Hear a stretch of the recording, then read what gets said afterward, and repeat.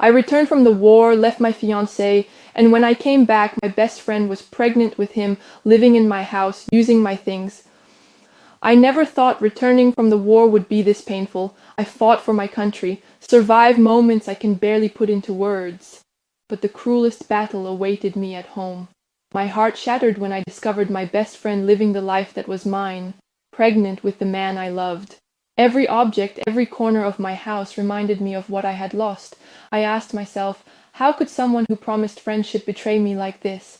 How could I rebuild my life after so much destruction? This is my story of pain, struggle, and redemption. It is about a soldier who learned that the real battle begins when the war ends.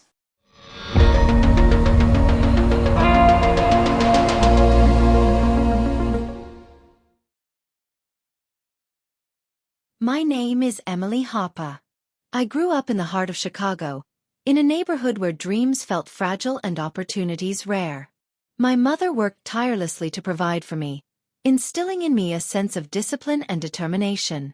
I had always been the one to fight for myself, to rise above obstacles, to seek meaning beyond the mundane. At 18, I joined the U.S. Army, driven by a desire to serve, to become stronger, to discover myself amidst challenges I had never faced before. Deployment came quickly. I left behind my home, my family, my life, my fiancé Jake, and my closest friend Rachel. Jake had been my anchor, my future, the person I believed would always be there. Rachel, on the other hand, was my confidant, the person who knew every secret, every fear, every dream. We had promised each other that no matter the distance or circumstances, our bond would remain unbroken.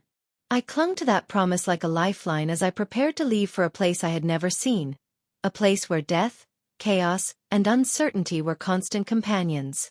The war was nothing like I imagined. It was raw, exhausting, and terrifying. Nights were endless stretches of sleepless terror, and days were punctuated by the cries of men and women fighting to survive. I saw things no one should ever witness. Friends killed in an instant, civilians trapped in the crossfire, explosions that shook the ground beneath my feet. The fear was a constant presence, pressing down on my chest, reminding me that any moment could be my last. Yet through it all, I held on to the hope of returning home, to Jake, to Rachel, to the life I had left behind. When my deployment finally ended, I imagined walking through my front door and being greeted with hugs, tears, and laughter. I imagined Jake running to me, Rachel smiling with relief. But reality was far from anything I had hoped for. The house looked the same, yet everything had changed. The familiar smells and warmth of home were gone, replaced with a sense of alienation.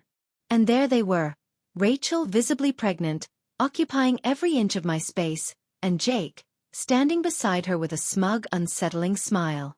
My heart literally stopped. I felt a combination of disbelief, rage, and crushing betrayal. Every corner, every object, every memory screamed that my life had been stolen while I was away. Rachel greeted me with the casual familiarity of someone who owned the place. She laughed, wore my clothes, and moved through my house as if I had never existed. Jake avoided my eyes, and each glance I caught of him with her stabbed me like a knife. I wanted to scream, to cry, to shake the very foundations of the house, but a part of me knew that I needed to remain calm, to think clearly. I had survived hell abroad. I could survive this. But survival was only the beginning. I needed a plan, a strategy, a way to reclaim my life without losing myself in rage and despair. For days, I wandered through my home like a stranger. Memories of laughter, plans for the future, moments shared with Jake and Rachel. Everything now seemed like a cruel joke. I remembered my mother's voice, calm yet firm. "Emily, strength isn't just in your arms, it's in your mind and your heart. You can overcome more than you think." Those words became my anchor. I realized that this was another battlefield, one I had to navigate with patience, intelligence, and resilience. I began documenting everything. Every item Rachel had taken or used without permission, every conversation, every action that proved intrusion and betrayal. This was no longer just emotional warfare. This was evidence. If I were to reclaim my life, I needed proof. I sought allies quietly.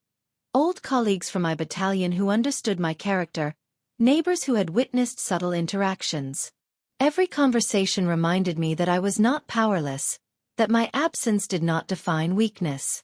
The emotional turmoil was immense. There were nights I lay awake, haunted by visions of Rachel and Jake laughing, playing house in what was once my sanctuary. I questioned myself constantly. Had I misjudged Jake? Had I misjudged Rachel? Was my life always going to be overshadowed by betrayal? Yet through the pain, I felt a growing flame, an undeniable sense that I would not allow this injustice to define me. My resilience was my weapon, my mind my battlefield. Legal action became a consideration. I researched property laws, marital rights, and the possibilities for reclaiming my house and protecting my personal space. The law was complex, but it was impartial. It didn't care for emotions or manipulation. Evidence mattered. Strategy mattered. I began consulting with an attorney who specialized in cases of betrayal and property invasion. The plan was not only to recover the house but also to assert my rights and demonstrate that no one could take another person's life without consequences. During this time, Jake began to change subtly. His confidence faltered when he saw me standing firm, calm yet unwavering. Rachel, too, displayed cracks beneath her carefully constructed facade. I could see panic flicker in her eyes when she realized that my strength was returning, that I was reclaiming my presence and asserting control over the space that was mine. They had assumed my absence meant weakness. They were about to discover how wrong they were. I started rebuilding my routine, little by little. I reacquainted myself with the neighborhood, reconnected with old friends, and began exercising both physically and mentally to regain my strength. Each small victory reminded me that I could reclaim control over my life. I no longer felt invisible. I was a force to be reckoned with. One evening, alone in the living room, I rehearsed the confrontation I knew was inevitable. I would not yell. I would not cry. I would speak calmly, deliberately, each word carrying the authority of someone who had survived war and betrayal. I would make them see that I was no longer powerless, that I would not be intimidated, and that my life could not be stolen without consequences. The confrontation came sooner than expected. Rachel entered the room, smiling, unsuspecting, and I was ready. I looked at her calmly, letting the silence stretch, forcing her to feel the weight of my presence. Every instinct told her that she had underestimated me, and she realized it immediately. Jake, standing behind her, met my gaze for the first time in weeks. There was fear there. A silent acknowledgement that he had misjudged the person he had once called his fiancé. I spoke clearly. You thought my absence meant weakness. You were wrong.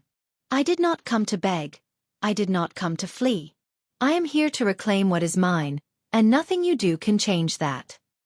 Rachel tried to reply, but her words faltered. Jake looked at me, speechless, as if witnessing the full force of the woman he thought he knew. That night, I had won a victory. An invisible, emotional triumph. It was not yet complete, but the spark of redemption, of reclaiming my life and dignity, had been ignited.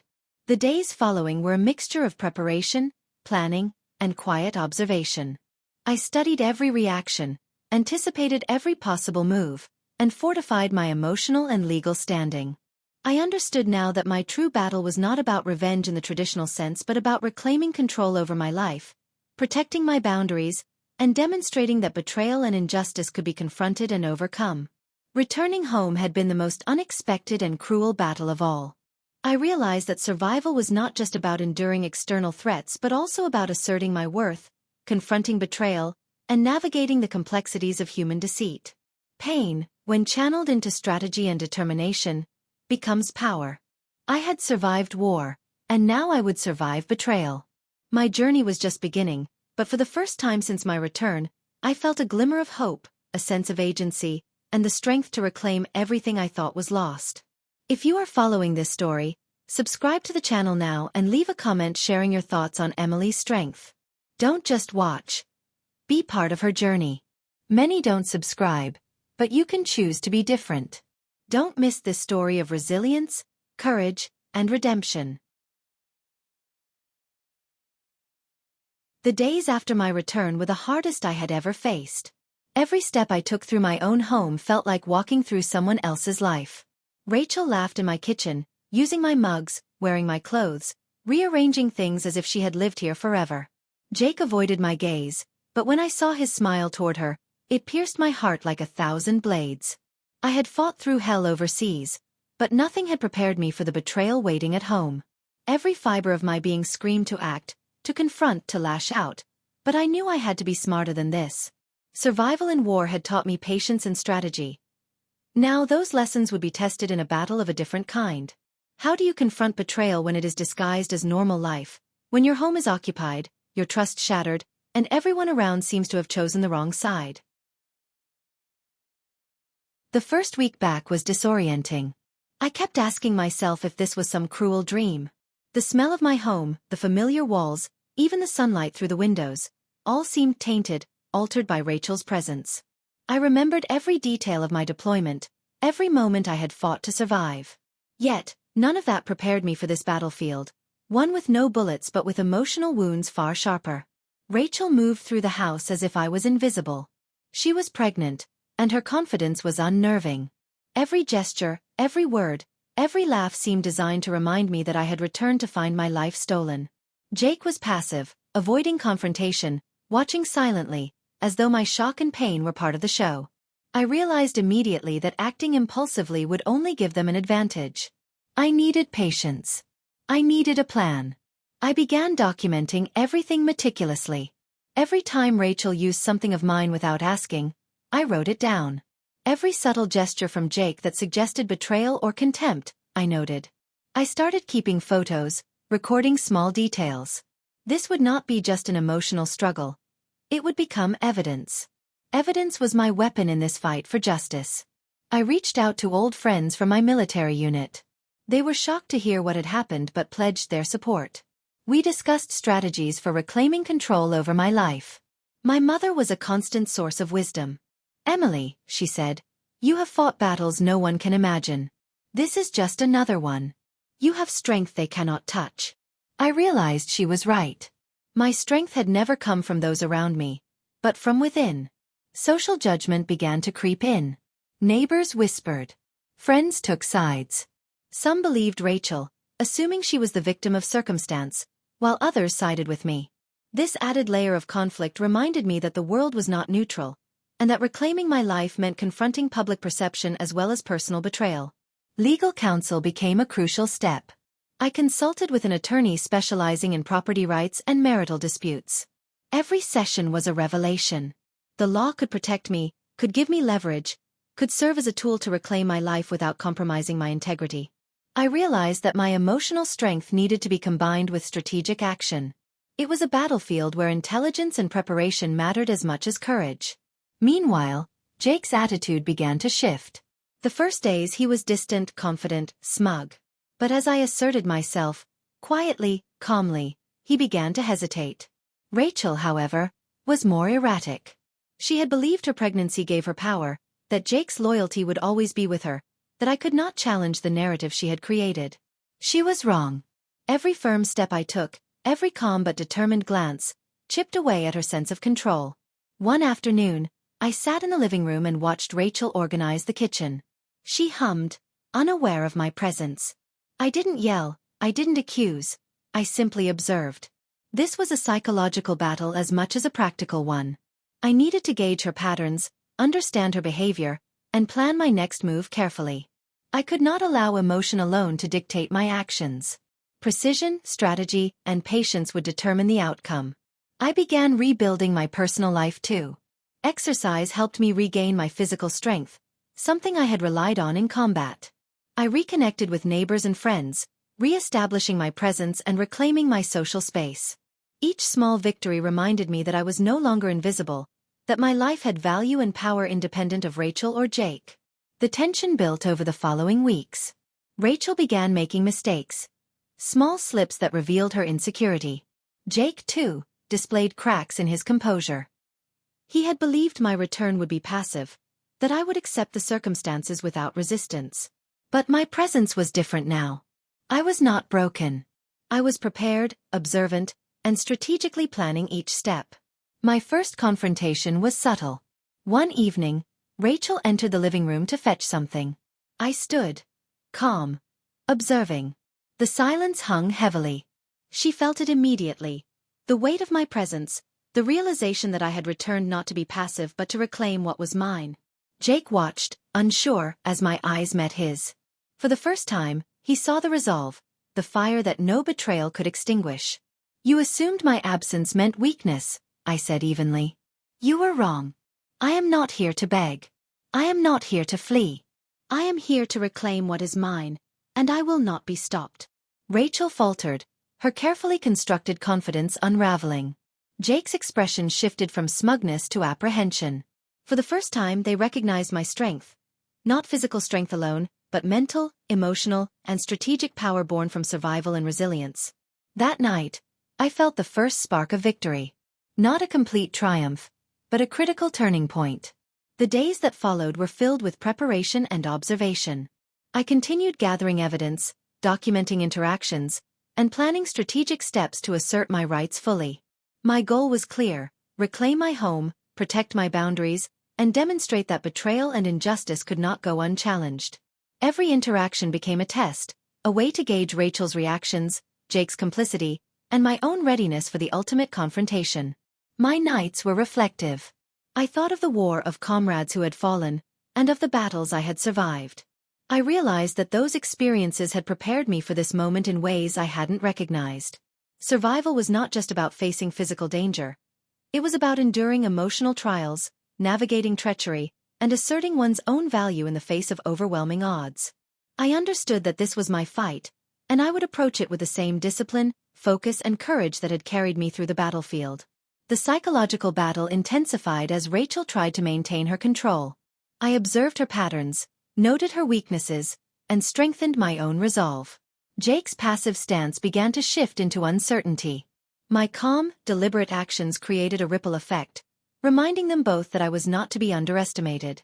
Throughout, I reminded myself that the ultimate goal was not vengeance for the sake of anger, but reclamation of my life and dignity. Every step, every action, every strategic decision was aimed at demonstrating that I would not be a victim of circumstance or betrayal. The battle was as much internal as external, a test of my patience, intelligence, and resilience. By the end of this block, Emily has endured her initial shock and begun transforming her pain into strategy. She is rebuilding her life, asserting her presence, and planning to confront Rachel and Jake with intelligence and calm authority. The emotional and psychological groundwork is laid for the next phase of reclaiming her home, dignity, and life. Subscribe to the channel now and share your thoughts on Emily's resilience. Don't just watch, engage, comment, and be part of this story of courage, strategy, and redemption. Many don't subscribe, but you can choose to be different.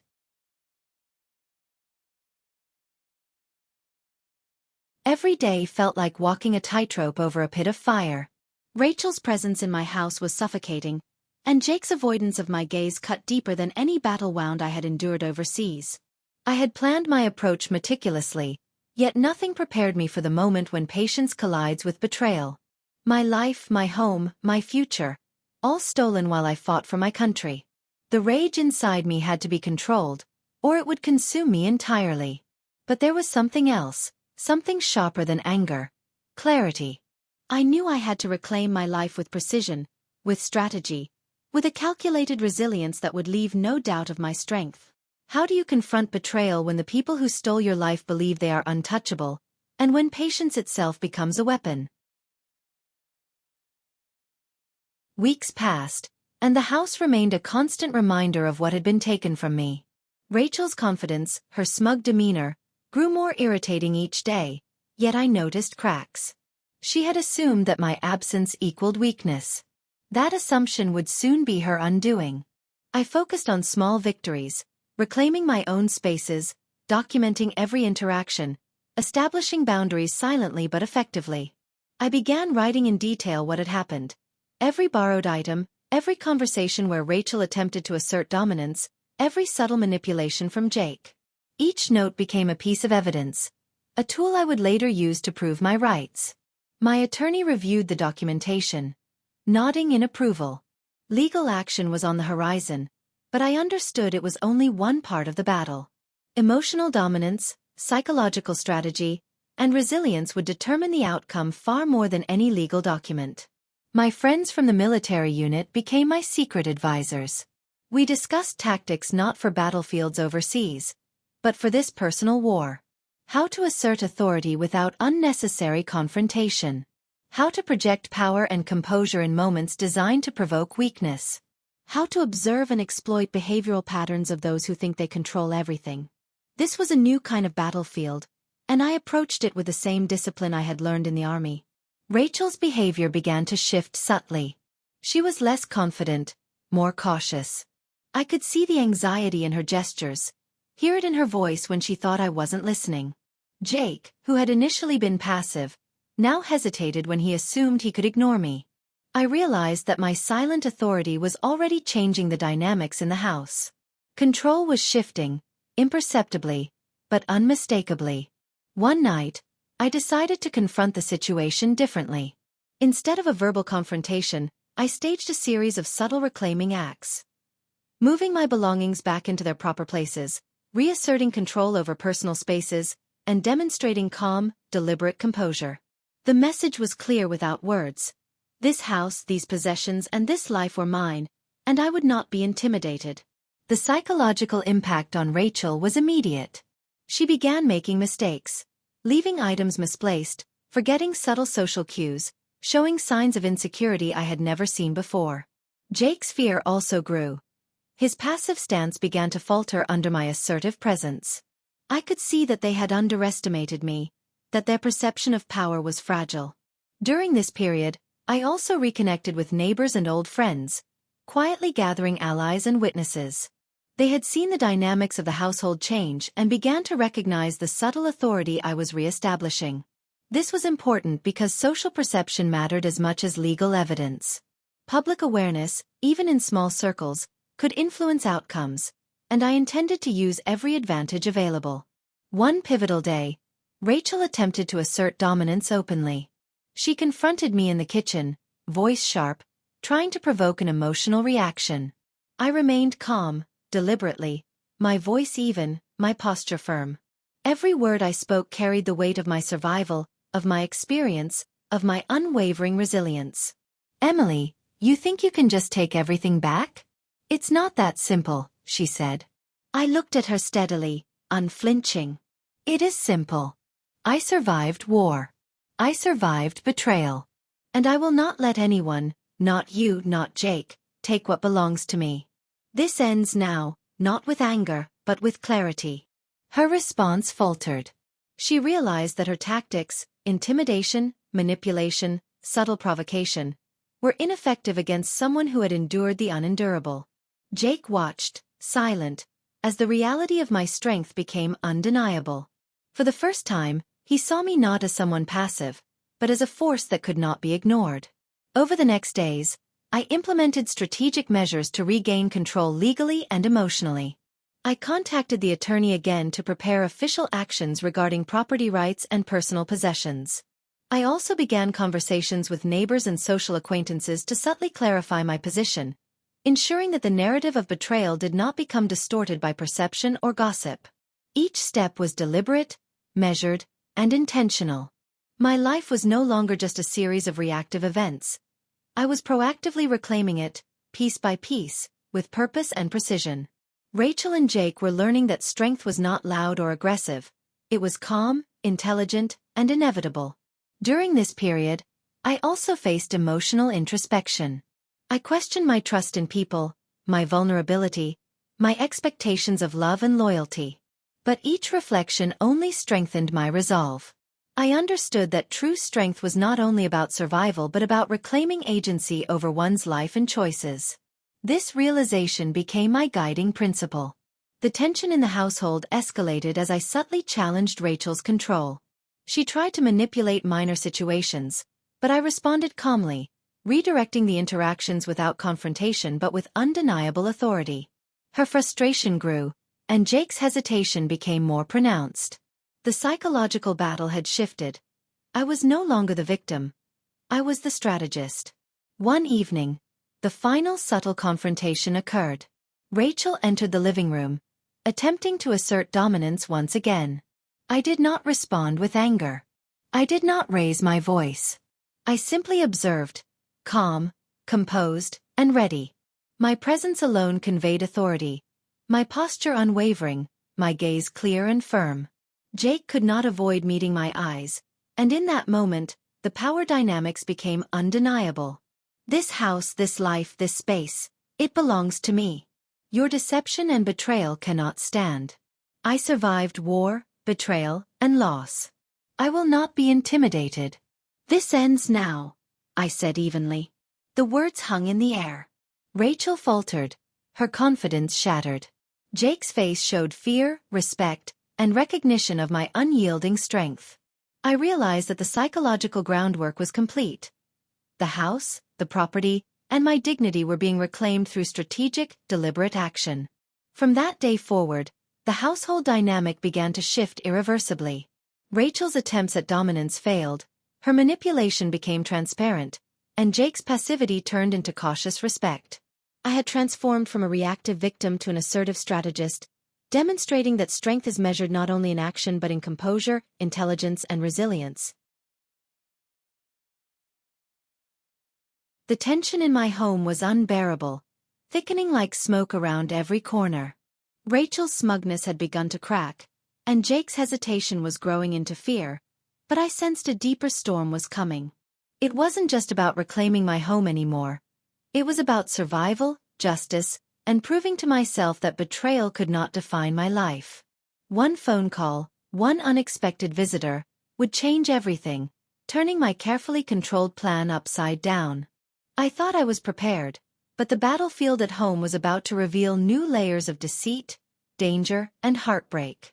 What do you do when betrayal is just the surface, and beneath it lies a secret that could destroy everything you thought you knew about the people closest to you?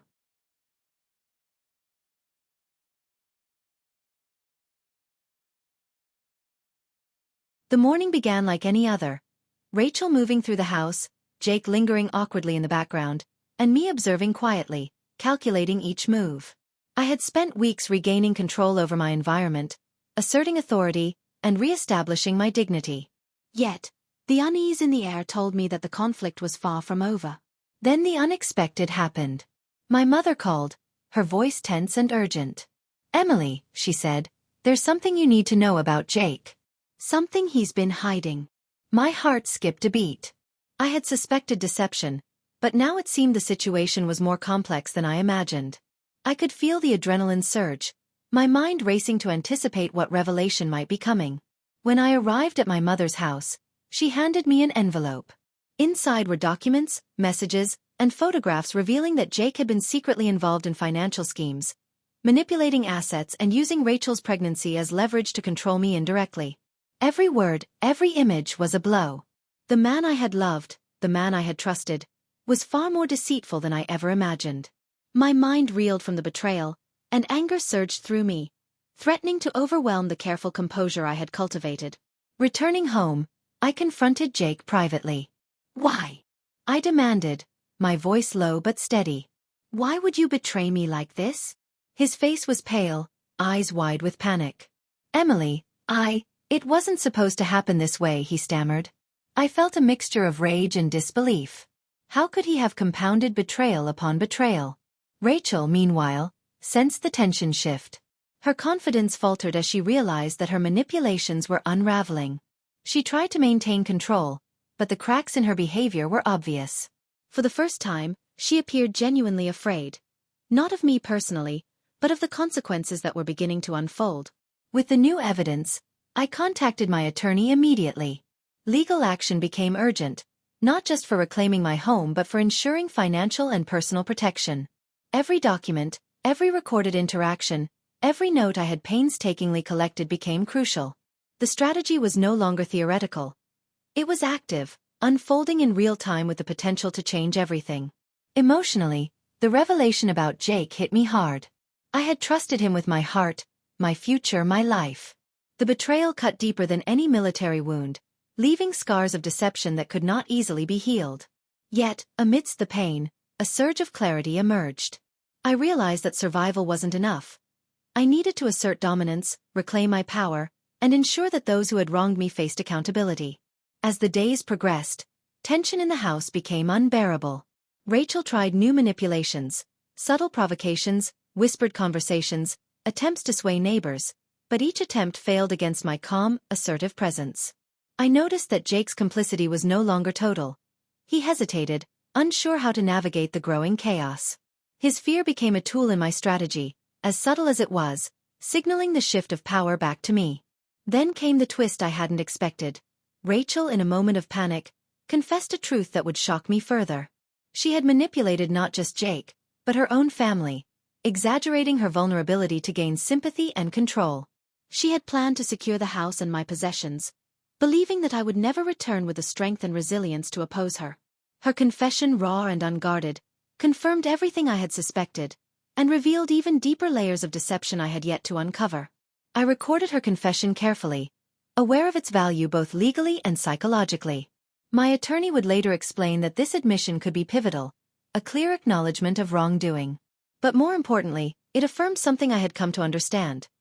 The strongest weapon in any conflict is truth, and the most powerful response to betrayal is calm, deliberate, and strategic action. With this new leverage, I began preparing the final steps to reclaim my home. Every conversation, every interaction was calculated. I maintained composure, projecting confidence and authority that neither Rachel nor Jake could undermine. Their reactions were predictable now. Fear, hesitation, and occasional desperation, but I remained steady, allowing the psychological weight of my presence to dictate the dynamics of the household. Emotionally, I had to navigate complex feelings. Anger, sorrow, disbelief, and betrayal clashed with resilience, determination, and the burning desire for justice. The juxtaposition of emotions was intense, yet it became a source of clarity. I realized that emotional mastery was as vital as legal action or strategic planning. Without control over my own responses, no plan, no matter how brilliant, would succeed. As the legal process advanced, I also focused on rebuilding personal aspects of my life. I reconnected with colleagues, friends, and neighbors, sharing carefully curated narratives that highlighted the truth without drama. Each connection reinforced my position, both socially and psychologically, ensuring that the story of betrayal was clear, undeniable, and aligned with the evidence I had collected. The confrontation that followed was inevitable. Rachel attempted a final, desperate manipulation, trying to assert dominance by leveraging her pregnancy and Jake's previous compliance. I remained calm, deliberate, and unwavering. "This ends today," I said, voice steady and firm. "Your manipulations, your deceit, your control, none of it will define my life. I am reclaiming what is mine, and justice will follow." The impact was immediate. Rachel's composure shattered entirely, her desperation palpable. Jake's fear was undeniable, his loyalty to deceit and manipulation crumbling under the weight of truth and my unwavering authority. The dynamics in the house had shifted completely. I was no longer reacting. I was in control, both legally and emotionally. Over the next days, final preparations were made for legal and practical resolution. Property rights were asserted, personal possessions reclaimed, and psychological boundaries firmly established. I worked closely with my attorney to ensure that every action was formalized and protected under law, leaving no room for ambiguity or further manipulation. The emotional climax of this block arrived when Rachel, in a moment of genuine remorse, attempted to explain her actions. I listened, calm and collected, acknowledging her words without giving them power. The reconciliation was not immediate. The primary goal was assertion of authority and protection of my life and home. Yet, even in her remorse, I saw the opportunity for closure, a recognition that my strength and composure had altered the narrative completely. The block concludes with Emily fully aware of her power, her resilience, and her capacity to overcome betrayal. The revelation about Jake's deception and Rachel's manipulation had escalated the stakes, but through strategic action, psychological mastery, and emotional resilience, she had positioned herself to reclaim her life completely. The day of reckoning had arrived. After months of silent battles, quiet strategies, and emotional scars deeper than any war wound, I was finally standing at the edge of justice. I thought I had prepared for every possibility, armored myself with evidence and resilience. But destiny has a strange way of rewriting endings. What began as betrayal and heartbreak was about to transform into something far greater. truth, redemption, and the rebirth of my own life. When everything you believed in collapses, and betrayal steals the life you once knew, how do you find the courage to not only fight back but also open your heart to a future you never imagined? The courthouse loomed ahead, gray and imposing, a different kind of battlefield where words and evidence replaced bullets and orders.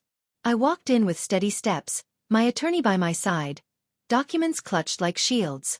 Rachel was already there, wearing the same smug confidence she had carried into my home. Jake, pale and hollow, sat beside her, his eyes darting nervously. The proceedings began. My attorney presented every piece of evidence. Rachel's confession, Jake's financial schemes, the documents from my mother. With each revelation, Rachel's composure cracked further. Still, she clung to her pregnancy as her last shield, insisting that she was vulnerable, that she needed protection. Then, the reviravolta, the shocking twist I never expected. Under cross-examination, Rachel faltered. Her story about her pregnancy contradicted itself. My attorney pressed harder, demanding medical records. Silence fell over the courtroom as Rachel's lies unraveled. Finally, Jake broke, his voice trembling. "She's not pregnant. She never was." The room gasped. The truth was undeniable. The pregnancy, the very lie that had allowed her to manipulate, control, and deceive, had been a fabrication all along. She had staged it to gain sympathy, to infiltrate my home, to keep Jake bound to her lies. The judge's gavel struck like thunder. Rachel's credibility crumbled completely. The legal decision was swift. My home, my possessions, my dignity, all restored. Rachel was ordered to vacate immediately, and further investigations into her fraud were initiated. I stood there, victorious, yet strangely calm. The battle was over. Justice had been served. But the deeper victory was internal. I had faced betrayal, lies, and manipulation without losing myself. I had discovered strength I never knew I possessed. Jake tried to approach me afterward, eyes filled with regret. "Emily, I made mistakes. I never wanted this to happen." His words fell flat. I looked at him, not with anger, but with clarity. "Jake, I loved you once. But love cannot survive in the shadow of lies. I hope you find redemption, but I won't be part of your story anymore." Walking out of that courthouse, the air felt lighter, the world brighter. My past no longer chained me. It had forged me into someone stronger. In the weeks that followed, I rebuilt my life. The community, once uncertain, rallied behind me, offering support and admiration for my resilience. Fellow veterans reached out, reminding me that I wasn't alone in this fight. Among them was Daniel, a man I had served with overseas. Unlike Jake, Daniel had always respected me, always seen my strength. As we reconnected, friendship blossomed into something deeper, a quiet and genuine love built not on deception, but on truth and mutual respect. The most emotional moment came when I stood in my reclaimed home, sunlight streaming through the windows. This was no longer the battlefield of betrayal. It was my sanctuary again, filled with peace and hope. One evening, as I sat with Daniel on the porch, I realized how far I had come. From the ashes of betrayal, I had risen. From the shadows of lies, I had stepped into truth. My story was no longer one of loss, it was one of victory. I turned to him and whispered, "For the first time in years I feel free." He smiled, his hand warm in mine. "You fought for your country, Emily. But more importantly, you fought for yourself. And you won." Tears filled my eyes, not of sorrow but of gratitude. Life had tested me brutally, but in the end, it had given me back more than it had taken. This journey taught me that betrayal can shatter your world, but it doesn't have to destroy you. Truth is the strongest weapon, resilience the greatest armor, and forgiveness the path to real freedom.